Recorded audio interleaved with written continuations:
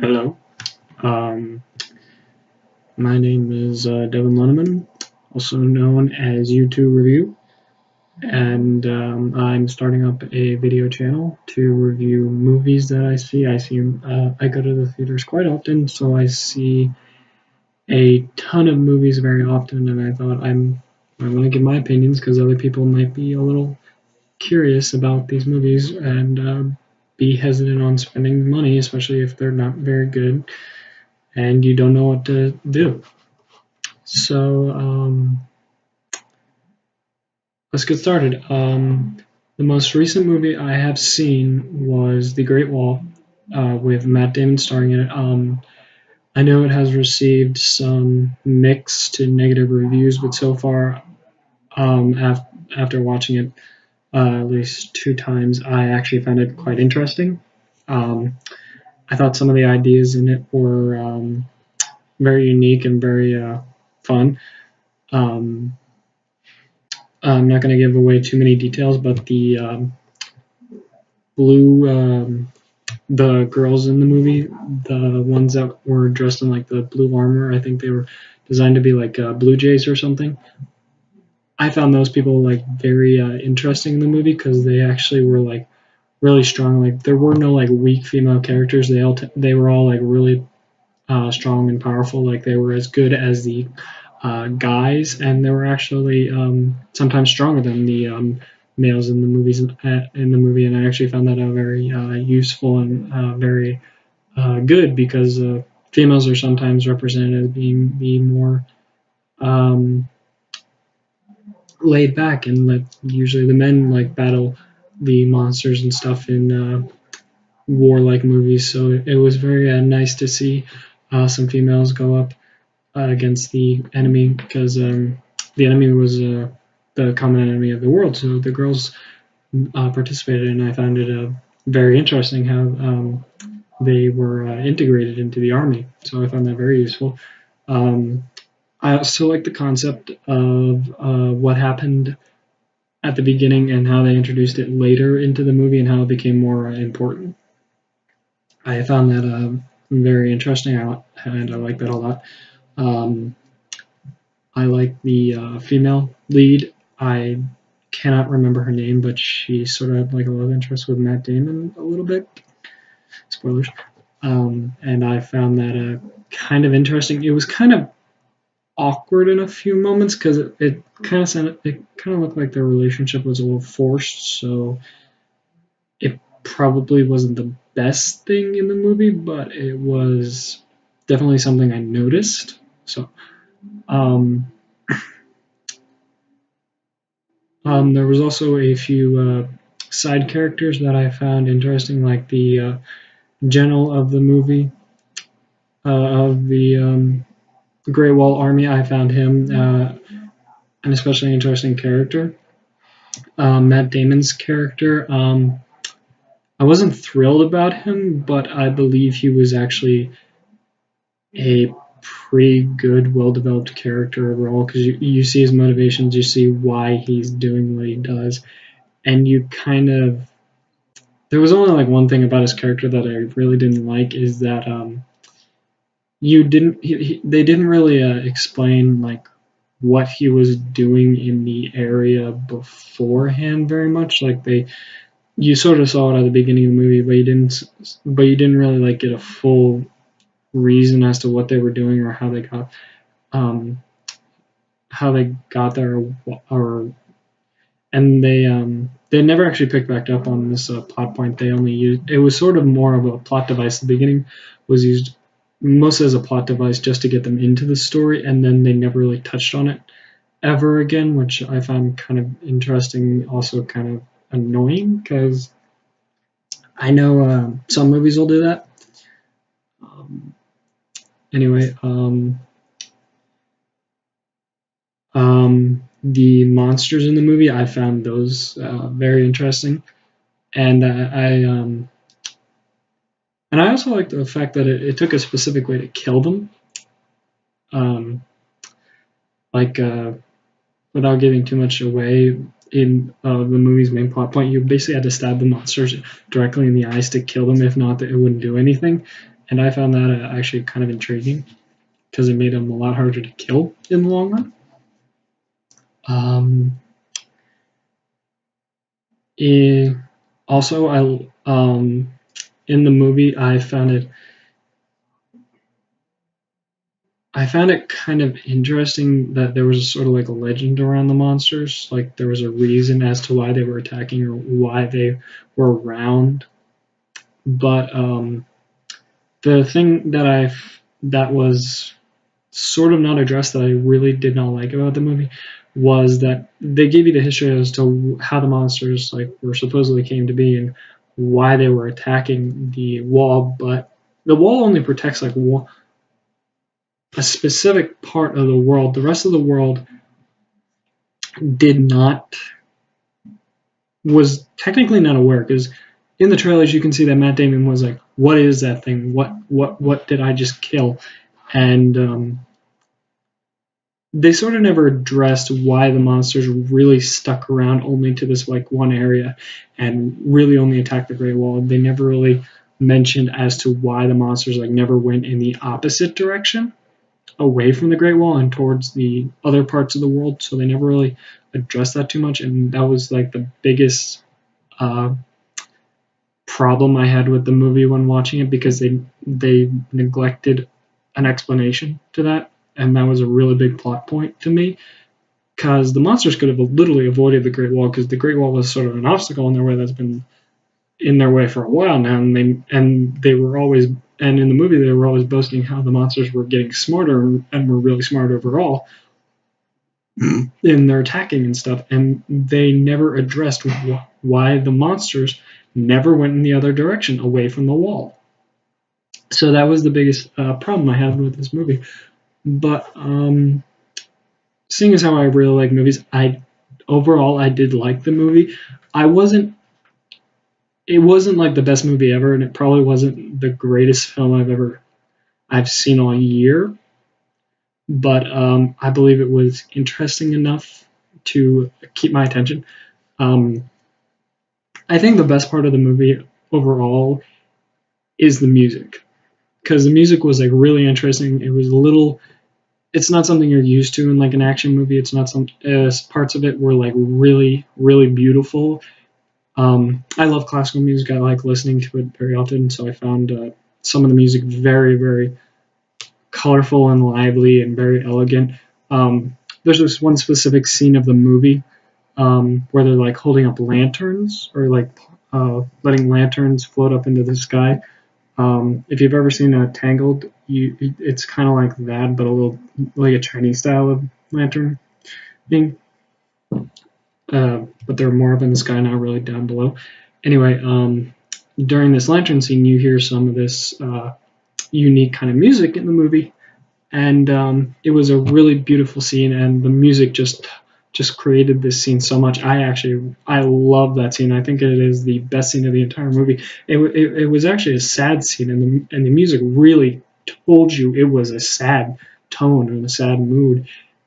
And I loved how the music did that, and the music was amazing in the scene. It was so incredible that I actually have felt a little touched.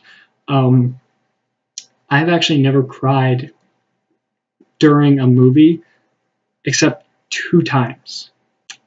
One was the first time I ever saw Marley and Me, uh, the end where they had to put the dog down.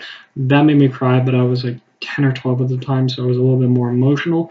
The other movie was a movie I actually saw on Netflix last year. It was called Hachi, A Dog's Tale. It was the story of Hachiko, the Japanese dog that waited for his master like for 10 years, I think, after the master died. I found that like really heart wrenching, knowing what the dog went through. So I don't get emotional with movies much, but the music and the tone and what the scene was depicting in the Great Wall, it actually did touch my heart a little bit, and it was very interesting. So now I'm going to wrap up with my final thoughts. Um, Overall, the Great Wall, it had a few plot point flaws or a few plot points that weren't necessarily finished or addressed. so that sort of sets it back. Um, but overall, it was an enjoyable movie. It wasn't the greatest movie I've ever seen, and it wasn't Matt Damon's best movie overall, I think. But it was an enjoyable film, and I would probably give it maybe a B minus overall, and maybe a 77% rating overall. I know the Rotten Tomatoes is a little less than that. So, my next film that I'm going to be reviewing is Logan. Uh, it's March 2nd, so I'm going to be seeing it later tonight. From the reviews I've seen, it's supposedly really good. Um, Hugh Jackman, I've been a fan of Hugh Jackman for a while. He's not my favorite actor, but he knows how to act very well, especially in serious parts. And this movie looks exactly like the kind of hero movies I really fall in love with. Like, my favorite kind of hero movies are the darker tone with light moments. So, like The Dark Knight, it was a really dark tone, but you saw how Batman was like taking all this burden onto himself solely for the greater good.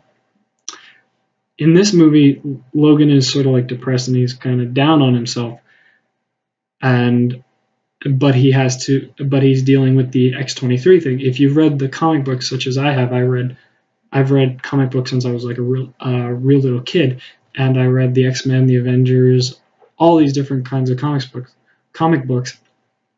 And if you read the X-23 story, you would understand like what this is for Logan and what exactly he's going to go through in this movie.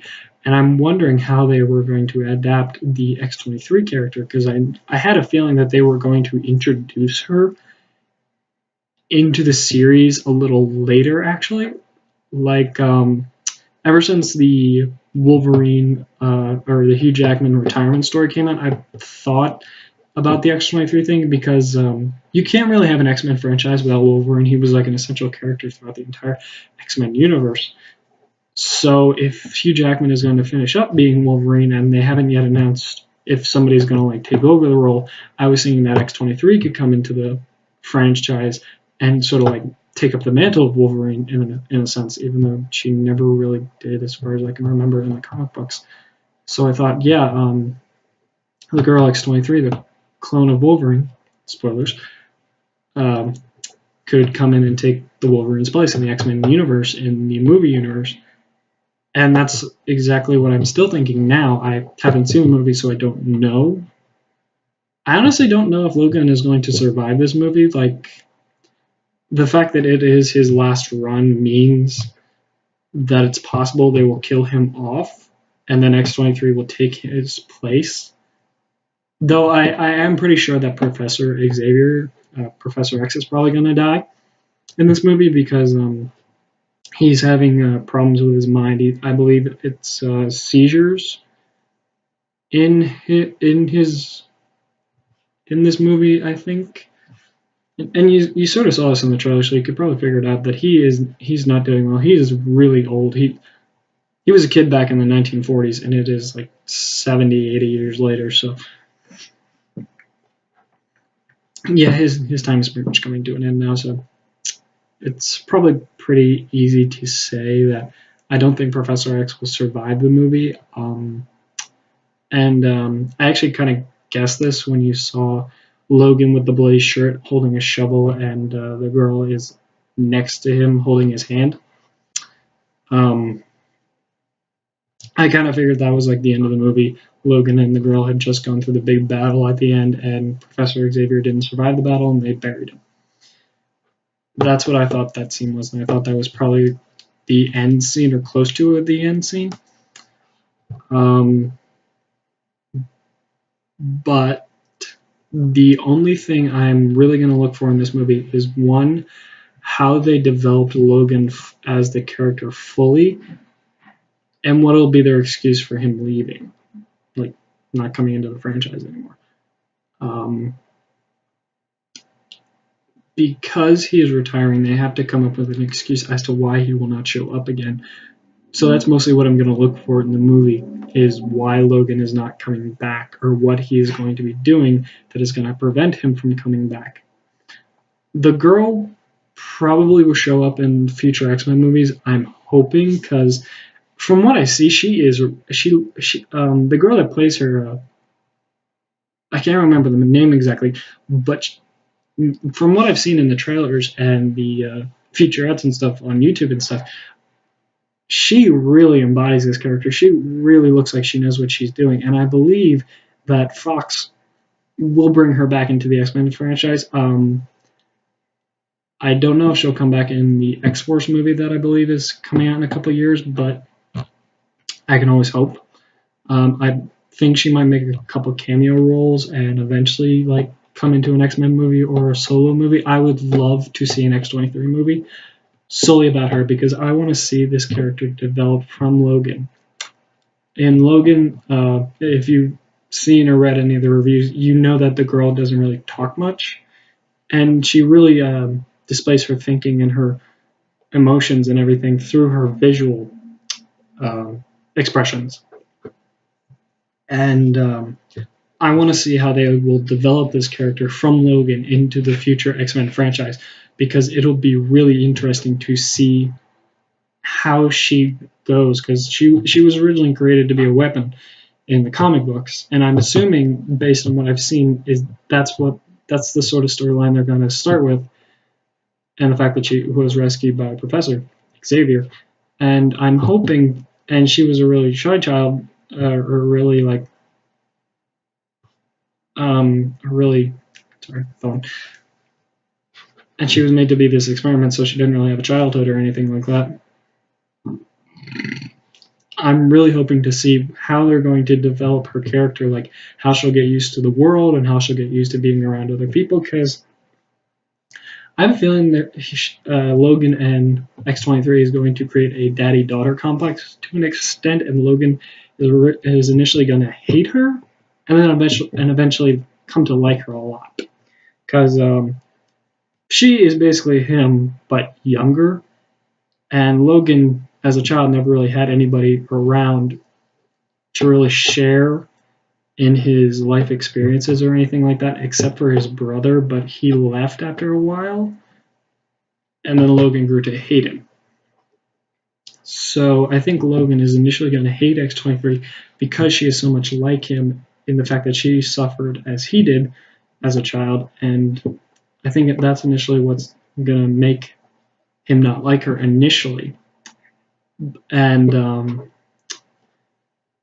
eventually he's going to get over this and realize that, oh, she really, like Logan's going to realize, oh, she really needs me, because she has these powers that like I had when I was a child, and I'm able to guide her that way. She doesn't suffer as much as I have through life. So I think that's mostly what's going to happen in this movie. The villains, the guy with the robotic arm, I'm forgetting what his name. Apparently he is sort of the essential villain so far. There is a smaller villain, but he barely shows up. And apparently that smaller villain is sort of a problem point in the movie, as far as I know. But don't take my word for it yet, because I will see the movie in about 5.5 hours. I might go see it a second time if movies are really, really, really good to me, and I really want to like absorb everything. I will go see it twice. There's a 7 o'clock showing by the theater near me, and I'll probably go to that one. And usually I just go to the first movie to enjoy and see it. The second time I go to the movie is to review and look at it more in depth. The Great Wall I only saw one time because I thought, okay, it was good enough for me to spend my money on, but not good enough for me to actually want to see it again. So with Logan, I think it might be good enough that I might go see it twice. So that's my confidence in the movie. I'm really hoping I'm not disappointed with it. I have been disappointed by movies that were very highly critically acclaimed because I didn't like them personally. So, yeah. Overall, I have high hopes for Logan. I really hope it will be good, and I really hope to find a, and I really hope this is a good last run for Hugh Jackman in the titular role. So look for my review of Logan as my next episode. Thank you very much. Goodbye.